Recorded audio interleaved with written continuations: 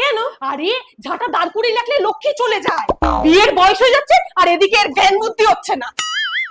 ঠিক আছে, এই দাঁড়া, ভোর দুপুর বেলা চুল খুলে বেড়ালে হাওয়া বাতাস লাগে, ভেজা তো। শ্বশুর বাড়িতে গিয়ে না আমাদের নাক কাটাবি, বলবে বাবা মা কিচ্ছু শিখিয়ে পাঠায়নি। এই বলেছি না কতবার বৃহস্পতিবার নখ কাটতে নেই, ঘরের মঙ্গল অমঙ্গল আছে তো। শ্বশুর বাড়িতে গিয়ে মান সম্মান ডোবাবে। এই চুপ। কেন? এত জোরে জোরে কেউ হাসে, এতে স্বামীর অমঙ্গল হয়। স্বামী? কার স্বামী? আরে বিয়ের পর তোর যে স্বামী হবে তার।